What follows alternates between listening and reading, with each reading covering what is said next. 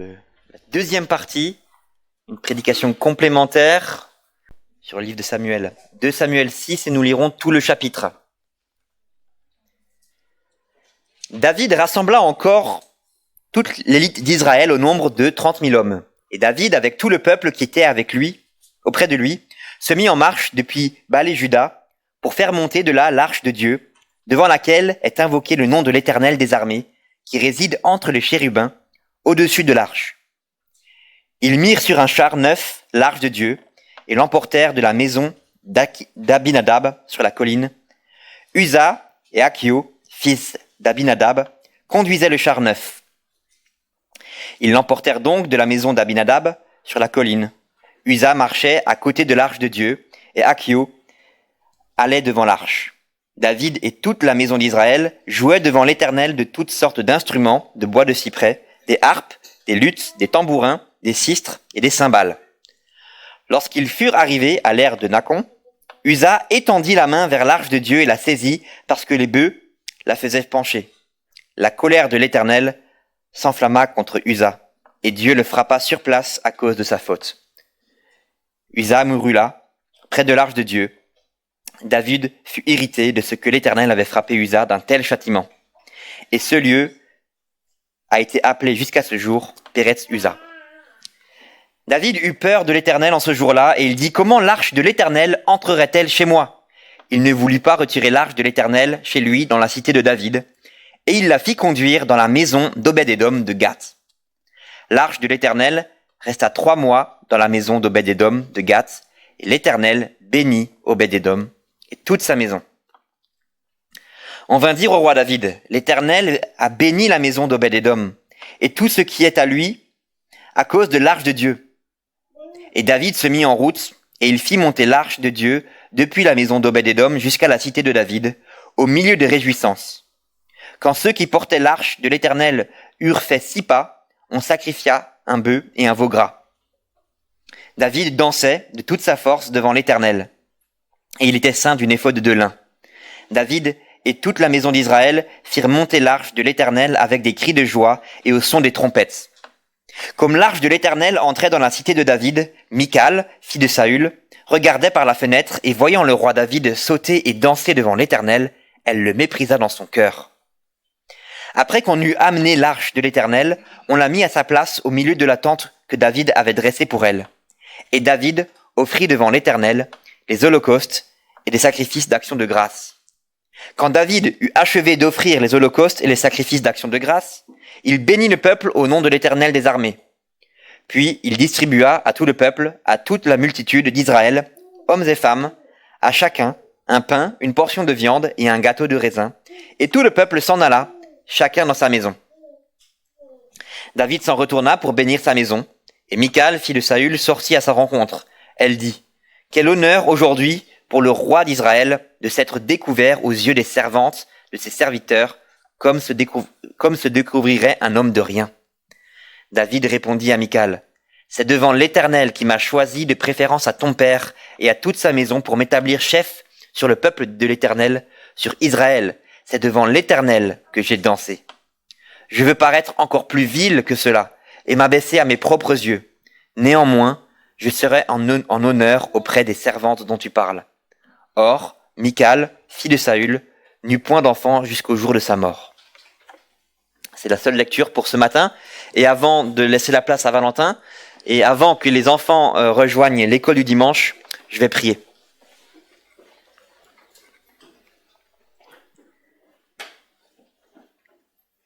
Éternel notre Dieu, comme nous l'avons chanté juste avant, viens Seigneur par ta vérité, modeler nos vies à ta ressemblance. Viens Seigneur par ta parole qui sera prêchée, modeler nos vies à la ressemblance de Jésus-Christ. Fais ainsi par ton esprit qui a été envoyé sur la terre, qui a été envoyé dans notre vie, que ton esprit puisse appliquer à nos cœurs, à chacun, ta parole, et qu'elle ne revienne pas à toi sans avoir produit du fruit dans notre vie. Que ton esprit soit à l'œuvre du plus jeune des enfants qui entendra l'étude de l'école du dimanche, jusqu'aux personnes les plus âgées, peut-être les plus fragiles, qui n'ont pas pu se joindre à nous et qui nous suivent par le biais de la retransmission. Nous nous attendons vraiment à toi pour que ta parole prenne vie par ton esprit dans notre vie et que cela se traduise par notre attitude, notre comportement, nos gestes du quotidien, qu'ils soient au reflet de ton caractère et de ta personne. Et pour ta gloire, dans le nom de Jésus, j'ai prié. Amen. Bonjour à tous. Je vous invite à garder votre Bible ouverte en 2 Samuel. 2 Samuel.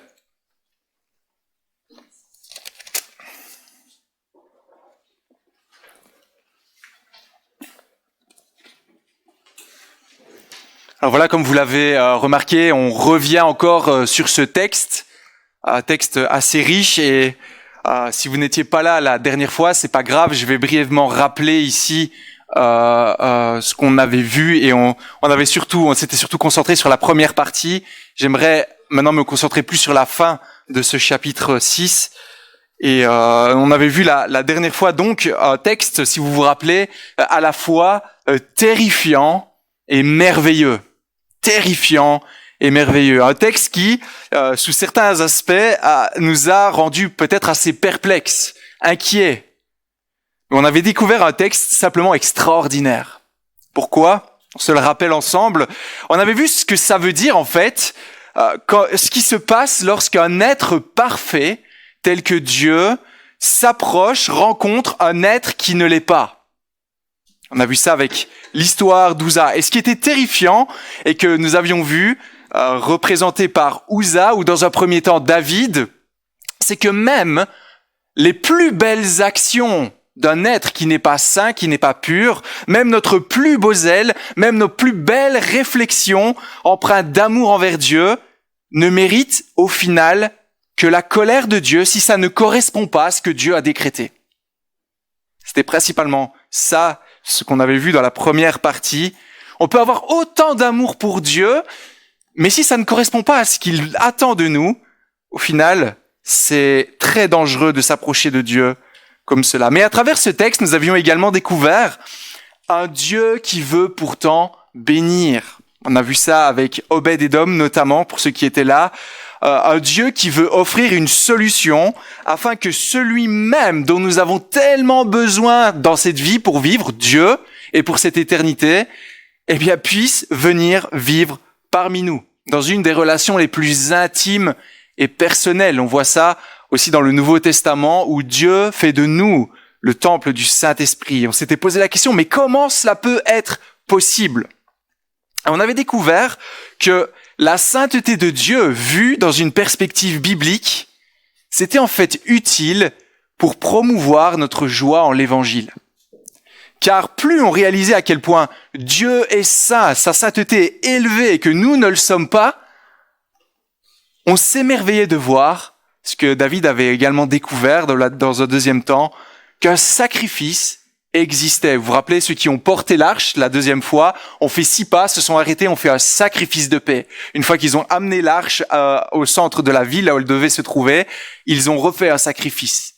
Et on voyait que par cela, eh bien, il y avait plus de condamnation. Sacrifice qui permettait de trouver la joie. Et on avait vu aussi que si on perdait l'un ou l'autre, soit la sainteté de Dieu, si on perdait la sainteté de Dieu de vue, ou qu'on était uniquement dans la joie, ou qu'on perdait cela, eh bien, il y avait un déséquilibre qui peut apparaître et qui peut s'en ressentir dans notre louange rendue à Dieu. On va, en fait, déprécier l'œuvre de Christ à la croix, si on est toujours constamment dans la crainte. Mais en même temps, si on est constamment dans la joie, sans même se soucier de ce que Dieu attend de nous.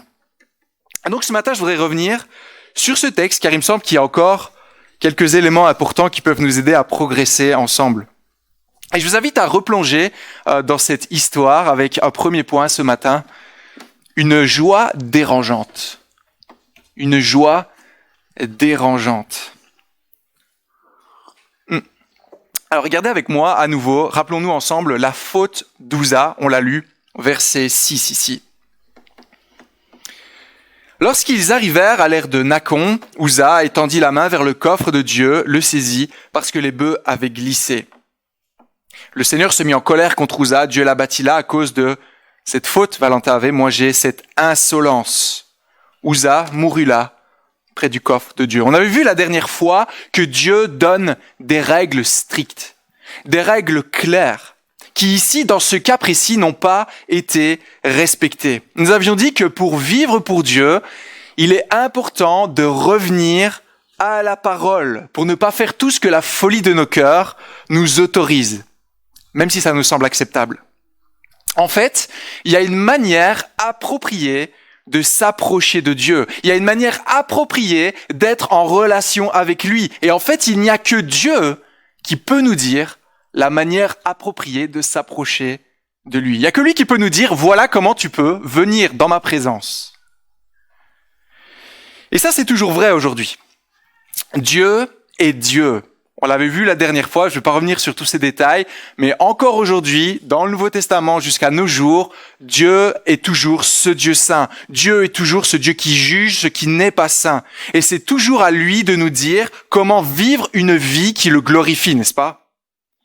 Et c'est pour ça qu'il y a un principe que nous suivons à la Maison de l'Évangile notamment, dans d'autres églises aussi, un principe qui a déjà été évoqué il y a quelque temps, c'était pas prémédité, et dans d'autres prédications, c'est le principe qu'on appelle le principe régulateur dans le culte rendu à Dieu. Vous vous rappelez peut-être de cela, Olivier Rediger nous en avait parlé, je vais pas aller trop loin dans les détails, mais si vous vous rappelez que dit le principe régulateur pour le culte, lorsqu'on veut se rassembler pour louer Dieu, ben il dit que l'Église ne doit pratiquer que ce que Dieu a explicitement commandé dans l'Écriture. Et on a un bel exemple ici, c'est pour ça que j'en parle, avec les conséquences également d'agir en se disant « ouais, j'ai pas trop envie d'écouter ce que Dieu veut, moi je pense qu'aujourd'hui, ce serait mieux d'agir comme cela. » Non, c'est pas comme ça que ça se passe. Dieu a prévu une manière de vivre le culte selon sa volonté. Alors on retrouve ça aussi dans d'autres textes, notamment Deutéronome 12 par exemple, qui est assez clair à ce sujet. Dieu dit, vous observerez, donc Dieu dit ça au peuple d'Israël, vous observerez et vous mettrez en pratique toutes les choses que je vous ordonne. Vous n'y ajouterez rien, vous n'en retrancherez rien. Donc c'est clair. Ne pas ajouter au culte ce que Dieu n'a pas demandé. Ne pas enlever ce qui nous semble peut-être pas tellement actuel ou autre. Ne pas amener nos préférences dans l'église, ce qui nous semble approprié ou non, enlever ce avec quoi on est moins à l'aise. C'est pas ça. Et là, vous allez me dire, c'est logique. Après tout, on est là pour Dieu, n'est-ce pas? C'est Dieu qui nous donne ce rendez-vous, et donc qui mieux que lui peut nous donner le dress code, si je peux ainsi parler. Mais en même temps, est-ce que c'est si simple, ce principe régulateur? Est-ce si simple? Alors ici, clairement, on l'a vu la dernière fois, Dieu, il avait parlé. Il avait dit clairement comment déplacer l'arche de l'Alliance, symbole de la présence de Dieu. Nombre 4, nombre 7, on va pas revenir sur cela, et je vous invite à écouter la prédication de la semaine dernière, si vous le souhaitez, où je vais plus loin dans ce domaine-là, mais Dieu avait clairement dit toute la démarche à suivre. Mais que pensez-vous de la pratique de nos cultes rendus à Dieu aujourd'hui? Est-ce que ce que nous faisons aujourd'hui est approprié ou non? On se rassemble pour louer Dieu. C'est le jour particulier que Dieu nous a donné. Alors on veut respecter ce que sa parole nous dit. On veut le rencontrer d'une manière qui lui plaît. Mais ce qui peut parfois être difficile, c'est quand on regarde à ce principe régulateur, en fait, il dit pas tout. Il ne dit pas tout. Désolé de vous l'apprendre. Mais le principe régulateur ne dit pas tout, ne détaille pas tout, même s'il met en avant ce qui est essentiel. Je souligne ça. Le culte doit être centré sur Dieu. L'Écriture le dit. Pas sur nous. Si on veut le rencontrer, le louer, le prier, c'est uniquement par Christ. Le culte, je l'ai dit, c'est le moment particulier où Dieu parle à son peuple. On pourrait dire presque une assemblée solennelle, où Dieu est le centre. Oui, mais combien de temps est-ce qu'on est censé louer Dieu le dimanche? Est-ce que notre heure et demie, peut-être un peu plus quand je prêche, est-ce que Dieu avait en tête dans l'Écriture? Vous croyez? N'était-ce pas toute la journée jusqu'au soir? coucher du soleil ou minuit, je sais pas. Je propose, moi, après. Est-ce que les prédications, telles qu'on le fait aujourd'hui, c'est ce que Dieu voulait, en fait, la manière dont elles sont axées, la manière dont elles sont développées? Est-ce que c'est ça que Dieu avait en tête? Est-ce que la Sainte Seine a lieu 1 fois, 2 fois, 4 fois par mois ou plus? Est-ce que nos louanges sont appropriées? Est-ce que ce que nous chantons, est-ce que Dieu a voulu? Dans certaines églises, on revient au psaume, simplement. La musique, sujet sensible dans toutes les églises. Est-ce que c'est ça que Dieu attend de son assemblée? Donc, comprenez ce que je veux dire ce matin. Il y a certes un principe qui est là. Nous venons à Dieu, mais la question, moi, que j'ai envie de vous poser, c'est la suivante. Pourquoi, à votre avis, Dieu ne nous dit pas tout? Pour le moment, par la force des choses, je dois cuisiner un petit peu plus à la maison. Voilà, pour certaines situations, souvent, je me retrouve à devoir faire à manger pour les enfants, etc. Jusqu'à présent, c'était principalement Émilie qui le faisait. Sauf au début du mariage, évidemment, où là, je cuisinais des petits plats. Et là, du coup, je me retrouve, après quelques années, à devoir de nouveau faire la cuisine. Et le problème, en fait, c'est que j'ai un peu oublié comment on faisait. Et il y a certaines choses, je sais plus trop, quand tu lis certaines recettes, tu te dis, mais qu'est-ce qu'on veut dire par là exactement? Émincer ou quoi? Quelle est la différence entre un concentré de tomate ou un concassé? Bref. Et du coup, qu'est-ce que je fais? Eh bien, je demande à Émilie, quand elle est pas là, de me dire précisément, de me faire la liste des ingrédients. Et une fois, j'ai même été jusqu'à lui demander de me faire une vidéo pour me montrer comment elle faisait. Pourquoi? Pour être sûr que mon repas soit approprié pour mes enfants et pour moi-même. Pour pas que ce soit immangeable, n'est-ce pas?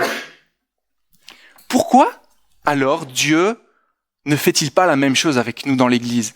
Pourquoi ne nous donne-t-il pas une liste à cocher tous les dimanches ou même dans nos vies? Parce que le culte, ce n'est pas que le dimanche, c'est chaque jour de nos vies également. Pourquoi ne nous donne-t-il pas une marche à suivre pour être sûr d'être irréprochable? Pour être sûr de réussir ce culte ce matin? Pourquoi? Vous avez jamais posé cette question-là? Des fois, on voudrait que ce soit plus précis.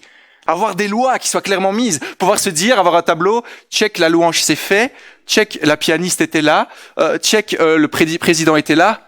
On n'a pas ça. Eh bien, on n'a pas ça parce que il y a autre chose que Dieu désire en fait. Il y a autre chose. Et je voudrais vous montrer cela sur base de ce texte. Regardons d'un peu plus près l'attitude de David au verset 2 ici, si on vient au début de ce texte. Donc la première fois, quand il a toute sa bonne intention de vouloir faire venir Dieu au milieu de son peuple, de vouloir louer Dieu au milieu, d'avoir Dieu loué au milieu de son peuple. Il avait ce désir-là, un désir qui était beau, qui prouvait son amour pour Dieu. Et malgré toute la préparation, on l'a lu, malgré tout le soin qu'il a mis, la musique, etc. Il a voulu mettre des personnes qui, à son sens, étaient appropriées pour transporter l'arche. Il y avait ce chariot tout neuf, etc., qui était mis en place. Eh bien, Uza meurt. Uza meurt de la main de Dieu. Pourquoi? Parce qu'il a voulu aider l'arche à ne pas dégringoler, tomber. Il a voulu prendre soin de l'arche. Mais que s'est-il passé exactement? Regardez le verset 7. Le Seigneur se mit en colère contre Uza, et Dieu l'abattit là à cause de cette insolence. Cette insolence. Uza a agi de manière insolente envers Dieu. C'est quoi l'insolence? C'est quoi l'insolence? Nous, on comprend ça dans le sens de manquer de respect, être insolent, agir avec arrogance. Mais dans le texte ici original, qui peut être traduit aussi par faute, insolence plus précis, ce que traduit cette insolence, c'est plutôt l'idée d'une familiarité déplacée. Une familiarité déplacée envers la sainteté de Dieu. Uza a traité l'arche de l'Éternel comme un objet ordinaire. Comme si c'était pas grand-chose au final, comme d'ailleurs Saül l'avait fait en son temps. Il fut irrévérencieux, audacieux de manière déplacée, présomptueux. C'est pour ça qu'il a été puni. Et David, il en fut choqué, parce que suite à cela, quand il a vu la mort de cet homme, quand il a vu que malgré tout ce qu'il a mis en place, eh bien, n'a rien donné, une grande crainte s'empara de David. Et qu'est-ce qu'il a fait? Quelle a été son attitude? Verset 9. Loin de moi. Loin de moi. Moi, je veux pas avoir affaire à Dieu. Et là, on a un peu, si vous voulez, le principe du balancier. On est zélé pour le Seigneur, on veut faire tellement de choses, et quand on voit que ça n'a pas été, qu'est-ce qu'il fait? Oh là là, on va complètement à l'opposé. Moi, je veux plus rien avoir à faire avec Dieu. Il s'éloigne de Dieu. Dieu est trop saint, trop effrayant. Je ne peux même pas supposer être en sa présence. C'est la question qu'il posait au verset 9. Mais pensez-vous que c'est ça que Dieu attendait de son peuple? Pensez-vous que Dieu recherche un culte de la crainte? C'est pas ça, vu que comme on le voit, Dieu rappelle ensuite qu'il veut bénir Obed-Édom pour rappeler à David qu'il est bon et qu'il veut prendre soin. 3 mois plus tard, on continue le chemin. David, il apprend cela, la bonté de Dieu, et il se souvient de qui est Dieu. Et là, il renouvelle son projet. Mais voyez-vous ce qui est choquant dans l'attitude de David? Certes, il saisit le moyen de grâce, on en a beaucoup parlé la dernière fois. Certes, il obéit maintenant à la loi, on le remet pas sur le chariot, mais on le porte, on met les personnes appropriées, on l'a vu dans 1 Chronique 15. Mais que fait-il au verset 13? Plutôt verset 14. David dansait de toute sa force devant le Seigneur. David portait un éphod de lin, comme un pagne. Même le verset 16 qui enfonce encore le clou. Michal vit le roi David sauter et danser devant le Seigneur. Moi, j'ai envie de vous demander, qu'est-ce que vous pensez de ça? Qu'est-ce que vous pensez de ça? Surtout après ce qu'on vient de dire. Vous vous rappelez le motif de condamnation d'Ouza? Trop familier. Trop familier avec la sainteté de Dieu. Alors oui, on l'a dit, il était joyeux, il a compris dans une certaine mesure qu'il avait accès à Dieu par un sacrifice, que maintenant Dieu pouvait venir être parmi son peuple, il est joyeux. Mais n'y a-t-il pas ici quelque chose qui nous embête à la maison de l'Évangile? Il n'y a pas quelque chose qui vous embête ici? Il y a quelques semaines, Olivier Rediger avait prêché dans... Je lui ai dit que j'allais dire ça, donc et je suis d'accord avec lui. Il avait prêché dans 2 Thessaloniciens et il nous avait parlé du principe régulateur. Il avait exposé ce qu'était le principe régulateur et il avait terminé comme ça, vous vous rappelez peut-être. Voilà pourquoi on ne danse pas à la maison de l'Évangile. Vous vous rappelez? C'était ces mots. Voilà pourquoi on ne danse pas à la maison de l'Évangile. Moi, j'ai envie de dire, mais est-ce qu'on n'est pas passé à côté de quelque chose ici? Qu'est-ce qu'il fait David là? Il danse avec joie devant l'Éternel, devant le rassemblement du peuple de Dieu, alors que Dieu est là, en train d'entrer au milieu de son peuple. Louange à l'Éternel et danse. L'Écriture ne nous invite-t-elle pas à danser comme David l'a fait? Se réjouir en sautant de manière légère pour louer Dieu. Vous voyez déjà que je prends un certain parti là. Et vous voyez, ici, pour moi, il y a quelque chose qui est vraiment perturbant et c'est pour ça que je voulais revenir sur ce texte. Vous savez, si un jour je suis venu vous voir et que, sans le vouloir, je vous ai offensé. Alors, on va prendre le cas le plus terrible. Je vais pas nommer quelqu'un, sinon ça va me retomber dessus. J'arrive près d'une dame et je lui dis, tiens, tu es enceinte? Non, pas du tout. Ouf. Quelle sera mon attitude la prochaine fois que je viendrai parler à cette femme? Et je vais faire doublement attention pour pas commettre de boulettes, n'est-ce pas? On fait attention. David, la première fois, il avait compris la gravité, il avait compris la sainteté de Dieu. Il a vu la conséquence de la légèreté d'Ouza. Il en a eu peur et pendant 3 mois, il était loin de l'Éternel, il voulait pas le voir. Mais en revenant près de lui, est-ce qu'il redouble de prudence? Moi, je trouve que c'est quand même assez étrange. Parce qu'il n'a rien trouvé de mieux que de danser à moitié nu devant l'Éternel sans avoir le moindre problème et la moindre honte. Bizarre. Et si ça, c'est la réaction qu'on obtient face au salut, face à ce sacrifice, face au privilège d'avoir une relation avec Dieu, alors je vais encore enfoncer le clou. Chers amis, à l'époque du salut dans laquelle on se trouve aujourd'hui, Nous qui avons toute la révélation de Dieu, nous qui savons pertinemment qu'on est pécheurs, perdus devant la sainteté de Dieu, qu'on mérite une peine éternelle, mais que Dieu, dans son amour, nous a donné un sacrifice en Christ, et que par ce sacrifice, nous sommes sauvés devant Dieu, nous avons la vie éternelle. Est-ce qu'on ne devrait pas danser encore plus fort que David, qui n'avait que les ombres? Qu'est-ce que vous pensez? Je vois certains qui sont perplexes ce matin. On va développer encore. Mais Valentin, est-ce que tu es en train de nous encourager à danser ce matin? À faire n'importe quoi dans le culte rendu à Dieu? Certains pensent aujourd'hui, dans certaines églises, qu'ici nous avons le mandat pour légitimiser, c'est juste légitimiser les danses pendant le culte. Alors c'est vrai que dans l'Ancien Testament, il y a quelques textes comme ceux-là, il y en a d'autres qui nous dérangent un peu moins. Cela peut-être un peu plus. Exode 15, par exemple, la délivrance de Dieu envers son peuple. Et là, des danses de joie. Mais ceux qui font cela, qui autorisent les danses, qui légitimisent sur base de ce texte, heureusement, ils n'appliquent pas tout le passage, n'est-ce pas? Pourquoi? Sinon, il y aurait quelques problèmes, n'est-ce pas? Si les gens commençaient à danser en enlevant leurs vêtements devant. Vous trouvez pas? Et vous voyez, déjà là, on voit qu'il y a quelque chose qui n'est pas normatif pour nous. Et dans notre texte d'ailleurs, David agit comme cela, mais tous n'agissent pas comme cela. On n'a pas tout le monde qui rentre dans une danse ou une transe excessive. Oui, tout le monde est dans la joie, mais ici David, dans son rôle particulier, on va le voir, agit de la sorte. De plus, dans l'Écriture aujourd'hui, nous voyons des passages qui nous invitent à vivre le culte dans l'ordre, le respect, la maîtrise de soi, qui sont même des dons de l'esprit. Que faire alors avec ce texte? Est-ce qu'on tourne la page? Comprenez ceci ce matin. Croire que ce texte nous invite à danser dans le culte rendu à Dieu, c'est passer complètement à côté de l'enseignement véritable qu'il veut nous donner. Parce qu'ici, il y a une question bien plus profonde que ce texte nous pose. Une question qui ne nous demande pas de fixer la forme, mais qui vise le fond. Voyez-vous ce qui se passe juste après ces danses? Juste après ce moment, il y a un contraste qui doit nous choquer, qui doit nous marquer. Juste après que David et le peuple aient festoyé, dansé, loué Dieu avec une telle puissance.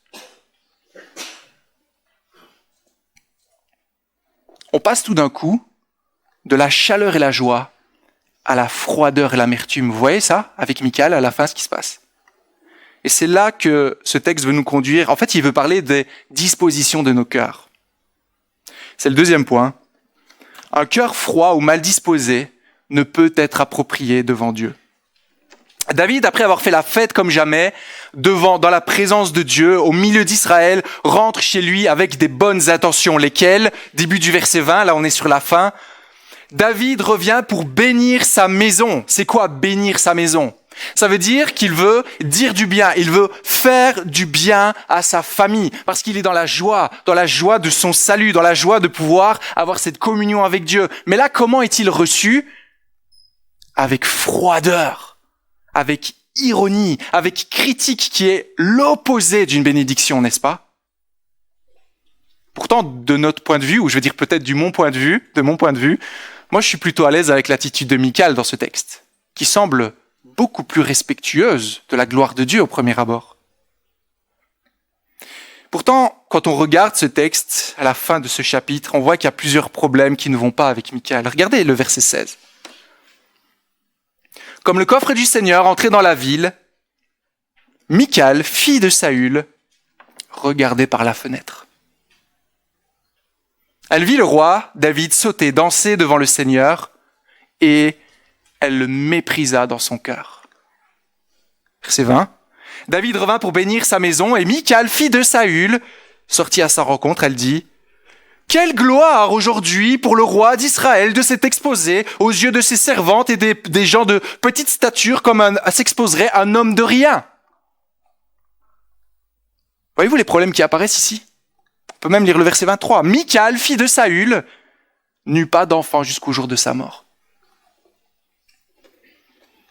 Qu'est-ce qu'on voit qui pose problème ici, dans cette femme qui semble pourtant tellement appropriée dans son attitude, contrairement à David?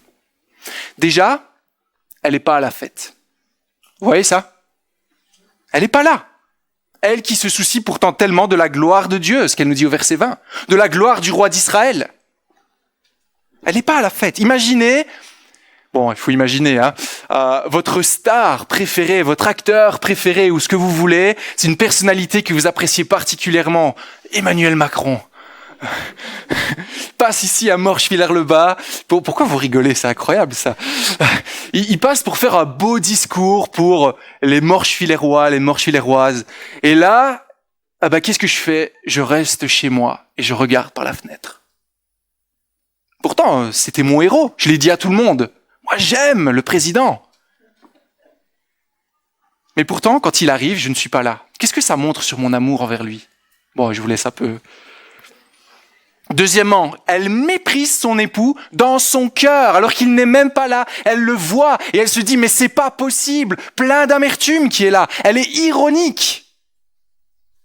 Et même au verset 20, ce qui semble lui apporter la gloire, le verset il est pas clair en fait. Est-ce qu'elle cherche la gloire de Dieu, la gloire de David, la gloire du roi ou autre chose? Qu'est-ce que tout ça nous dit? Je pense que c'est assez évident. Ici, le problème est l'attitude de cœur de Michal. Voyez-vous ce qui ne se trouve pas chez elle? On ne voit aucun amour pour le Seigneur, aucune transformation profonde, aucune reconnaissance, aucune joie devant Dieu. Pourtant, ce qu'elle fait est tellement digne, tellement respectueux de la gloire de Dieu et de son époux, le roi choisi par Dieu. Son attitude semble tellement appropriée pour le culte, je pourrais dire. Mais c'est dommage, elle n'était pas présente. On voit ici apparaître une attitude légaliste, froide, sans joie. Et ça exprime d'ailleurs le genre de relation qu'elle entretient avec son Dieu. On révèle ici un problème de cœur. Et c'est d'ailleurs accentué encore avec la mention, je l'ai dit 3 fois parce qu'il revient à plusieurs reprises, Michal, fille de Saül. Pourquoi est-ce qu'on mentionne ça? Peut-être parce que ça nous fait rappeler à un autre épisode qu'on a vu il y a déjà un certain temps. Un épisode où les servants, les servantes, surtout les servantes, se chantaient l'une à l'autre avec joie des vérités à propos de David et de Saül. 1 Samuel 18, je vous rappelle ça. Les femmes qui chantaient, donc les servantes qui chantaient, se répondaient l'une à l'autre.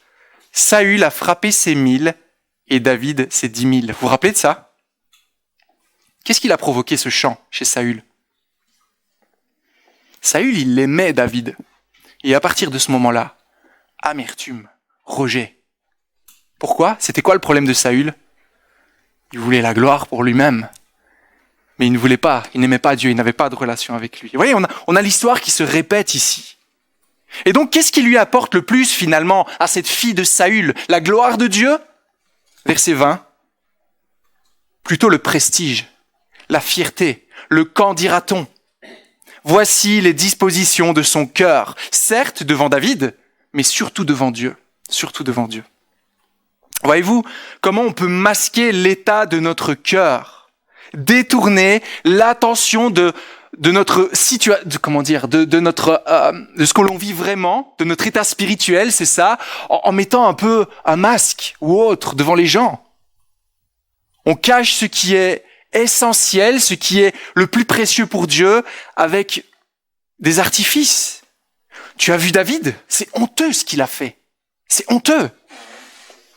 Mais qu'est-ce qui se cache derrière son attitude? La crainte des hommes, mais aucune crainte de Dieu. Et du coup, logiquement, Michal n'a aucune joie, aucune bénédiction, et c'est trop logiquement qu'on voit au verset 23 qu'elle ne sera jamais bénie par l'Éternel. À cette époque-là, le fait d'avoir des enfants était une bénédiction de Dieu. Ça l'est toujours aujourd'hui, mais à cette époque particulièrement, lorsque les femmes étaient stériles, c'était une malédiction. C'est plus comme ça. Maintenant, ça a un peu changé. Mais c'était vraiment pour mettre l'accent sur cela. Donc, vous voyez ça? Quand on prend le texte dans son ensemble, on voit qu'on n'est pas en train de se poser la question si on doit s'arrêter et danser ce matin. Mais il y a une question bien plus importante qui est là. Qu'en est-il de l'attitude de ton cœur devant Dieu? Qu'en est-il de l'attitude de ton cœur dans la louange, dans ta relation avec Dieu, dans ta relation avec les autres? Parce que c'est ça le plus important. Comment ça, c'est le plus important? Matthieu 15, Rappelez-vous ce que Jésus dit en citant l'Ancien Testament. « Ce peuple m'honore des lèvres, mais son cœur est éloigné de moi. » Ce peuple m'honore des lèvres. On a les bons mots, on a la bonne attitude, mais le cœur, il est loin de Dieu. Psaume 51. Les sacrifices qui sont agréables à Dieu, c'est quoi? Venir à l'église? Chanter? Non. Un esprit brisé. Ô Dieu, tu ne dédaignes pas un cœur brisé et contrit. Ou encore dans le droit fil de ce livre, 1 Samuel 16, l'homme regarde à ce qui frappe les yeux. Michal, quelle attitude.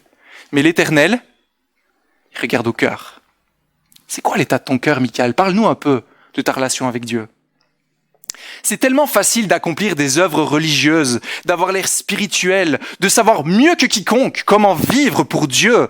On connaît la théorie, mais pourtant n'avoir aucune connaissance à salut de ce qui plaît réellement à l'Éternel, qui donne la joie et l'assurance. Alors je nous pose la question, je vous pose la question comme je me la suis posée. Avez-vous une relation avec l'Éternel? Êtes-vous dans la joie de votre salut? Êtes-vous reconnaissant d'avoir cette communion tellement intime avec le Dieu de l'univers? Connaissez-vous cette paix de savoir que par Christ, il n'y a plus de condamnation? Cette paix qui vous pousse à le louer de tout cœur parce qu'il en est digne. Est-ce que vous connaissez cela? Et il y a plusieurs manières dans l'Église aujourd'hui dont ce problème peut se décliner. On en a déjà un peu parlé, mais bien sûr, on peut le voir chez les non-croyants. Ça, je pense que c'est la manière la plus caricaturée où il y a un peu ce combat. Peut-être vous avez vécu cela, comme c'était le cas pour moi à une certaine époque, où on veut pas prendre position parce qu'on va se dire « Oh là là, qu'est-ce qu'on va dire de moi? Qu'est-ce que mes amis vont dire si je leur dis que je suis chrétien? Ah non, non, je préfère pas. » Mais ici, on est plus axé vers ce qui se passe pour ceux qui disent connaître Dieu et aimer Dieu.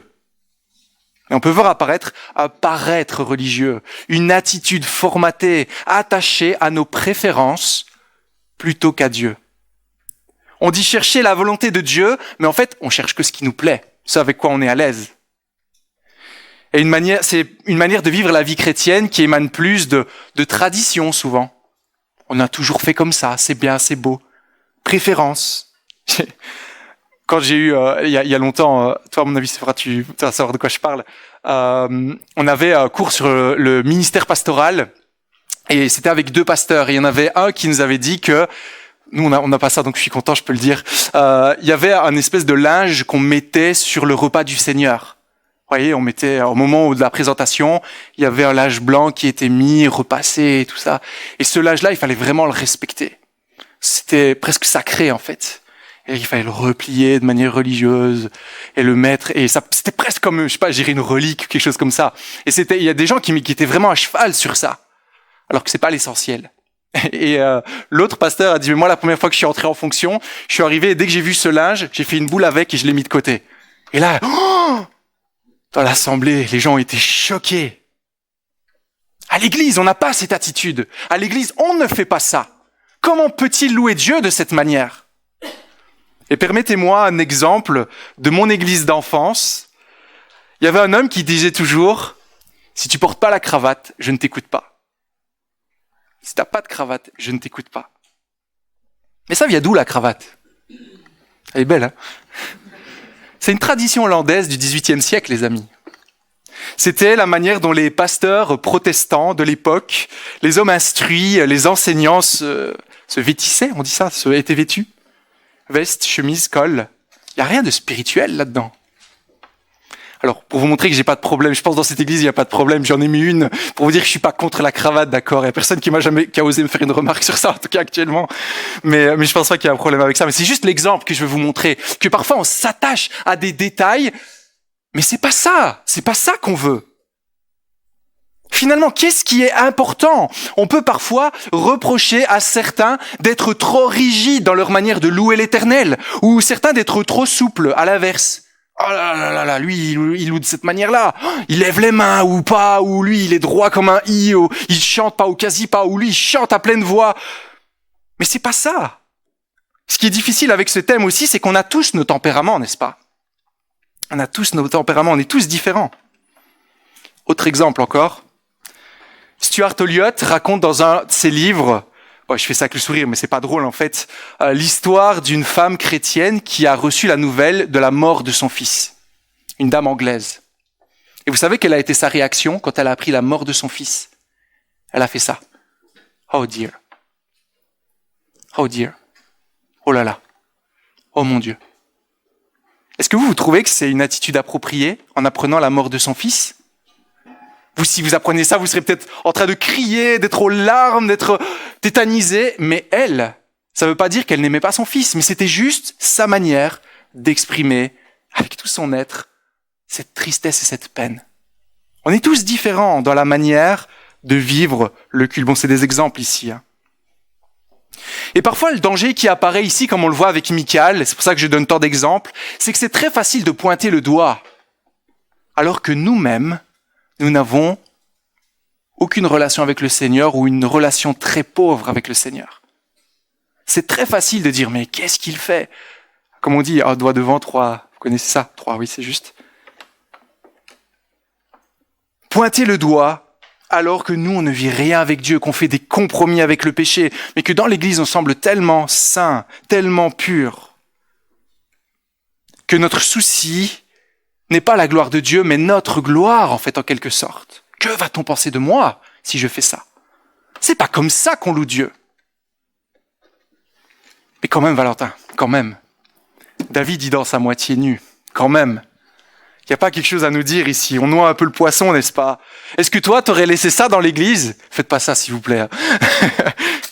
Parce que je pense que si David était là ce matin et avait fait ça, je pense qu'il y aurait eu un problème avec les anciens. Il y aurait eu un cas, n'est-ce pas, Aristide? Enfin, j'espère. Est-ce que cette louange était réellement appropriée devant l'Éternel, devant le Dieu 3 fois saint, l'Éternel des armées, le Créateur du ciel et de la terre? Vous voulez que je vous dise? La louange que David donne à Dieu ici, elle est plus qu'appropriée et plus qu'acceptable devant Dieu. Pourquoi je dis ça? Qu'est-ce que ça signifie ce que David fait ici? Qu'est-ce qu'il est en train de faire? Qu'est-ce qu'il montre devant tous et devant Dieu? Vous vous rappelez de Jonathan quand il a rencontré David? Vous vous rappelez ce qu'il a fait? Un peu étrange. Quand il fait alliance avec David, il enlève ses vêtements pour les donner à David. Pourquoi est-ce qu'il avait fait ça? Parce que là, elle est là, la clé. Pour dire, c'est pas moi le roi. C'est toi le roi. C'est toi le roi choisi par Dieu. Moi, je ne suis rien. Alors que Jonathan était l'héritier légitime au trône, prétendant légitime au trône. Qu'est-ce qu'il fait David ici? C'est pas qu'il veut se promener tout nu ou à moitié nu, pas du tout. Il enlève ses habits royaux devant l'Éternel pour montrer qu'il n'a aucun mérite, qu'il n'est rien devant ce Dieu saint. Devant toi, Éternel, je ne suis pas digne d'être appelé le roi parce que c'est toi le roi. C'est toi qui règnes. David est choisi par la grâce de Dieu pour avoir cette relation particulière, ce rôle particulier. Et ça, il nous le montre ici au verset 22. Je veux paraître encore moins que cela. Là, il nous montre quelles étaient ses intentions. Encore moins m'abaisser à mes propres yeux. Et c'est auprès des servants dont tu le parles que je veux avoir ma gloire. C'est pour ça, les amis, que je trouve le principe régulateur tellement utile pour la direction d'une église. Pourquoi? Vous savez, ce principe n'est pas ou ne doit pas être là pour amener nos préférences dans l'église. Parce que ça peut aussi être à l'inverse. Moi, je viens dans l'église ici parce que j'aime cette manière de faire, etc. Mais en fait, ce principe, il nous dit quelle attitude nous devons avoir devant Dieu. Il nous dit que ce ne sont pas nos préférences, nous-mêmes qui devons être mis en avant, mais que nous devons être disposés à louer Dieu et à lui rendre la couronne, si vous voulez. C'est pas ce que moi je veux, mais c'est ce que toi tu veux, car toi seul est digne. C'est ça qui nous dit le principe régulateur. On vient là pour toi, pas pour moi. Moi, j'enlève mes vêtements, j'enlève ma fierté, j'enlève ma propre justice, ma suffisante, mes attitudes que j'estime politiquement bonnes devant toi. Ce n'est pas mon église, c'est ton église. Ce n'est pas mon projet, c'est ton projet. Et là, je pense que tout le monde va dire amen à ça, n'est-ce pas? Mais pourtant, croyez-moi, c'est difficile d'enlever ses vêtements avec joie. C'est difficile. c'est difficile d'enlever sa couronne, sa fierté, ce qu'on pense être bon, et de dire non Seigneur, c'est ton Église. C'est ton Église. Dieu ne dit pas tout dans le principe régulateur. Pourquoi ? Parce que si nos cœurs sont touchés par sa grâce et son amour, le reste suivra naturellement. Nous vivons dans une culture qui, et je dis pas que tout est bon à jeter, ne vise que le confort, l'épanouissement. Et de nouveau, c'est pas forcément mauvais dans tous les cas. Il y a notre divertissement à un point tel que quand les choses ne vont pas comme on le veut, on est très rapidement frustré, très rapidement amer. On fait très rapidement des remarques, et c'est pas qu'on doit jamais en faire. Hein. On est très rapidement frustré, méprisant, ironique. Mais comment on faire pour ne pas perdre de vue ce qui est essentiel dans l'Église ? Comment avoir les bonnes dispositions envers le Seigneur ? Comment le louer d'un cœur sincère sans être loin de lui au final et condamné ? Dans ces moments, il faut se rappeler qu'il y a une autre personne qui est venue. Une autre personne qui s'est placée entre le peuple et Dieu. Une autre personne qui, à un moment donné, s'est retrouvée à moitié nue devant Dieu. Et vous savez de qui je parle, n'est-ce pas ? Vous savez qu'il y en a un qui est venu, non pas pour recevoir la gloire, mais pour être comme le dernier des serviteurs. Il est venu pour servir et donner sa vie en rançon. Un qui est venu, on lui a enlevé ses vêtements, il s'est retrouvé sans rien devant Dieu, mais pas pour danser, pour prendre la colère de Dieu, la colère que nous méritions. Quelqu'un est venu devant Dieu de la manière la plus inappropriée en portant le péché du monde de ceux que Dieu a choisis. Et pourquoi ça ? Pour qu'il puisse être plus heureux, plus épanoui ? Non. Pour que nous puissions être dans la joie, que nous puissions sauter de joie devant Dieu, pour que nous puissions vivre avec lui et pour sa gloire. Nous devons vraiment méditer sur ce que Christ a accompli. On revient toujours à ça, c'est le moteur, les amis, mais c'est vraiment important. Est-ce que j'ai une relation avec Dieu ? Oh là là, je vois les attitudes je vois qui ne vont pas. Regarde à Jésus, regarde son attitude, regarde son service. On n'est pas plus grand que le Maître. Regarde à ce sacrifice, regarde à la sainteté de Dieu, ce que méritent nos fautes. Et ça va disposer nos cœurs à louer Dieu et à lui dire merci. C'est toi, Seigneur, qui es le roi, pas moi. Moi, je suis rien devant toi. Et je vais être encore moins que ça. Encore moins que ça.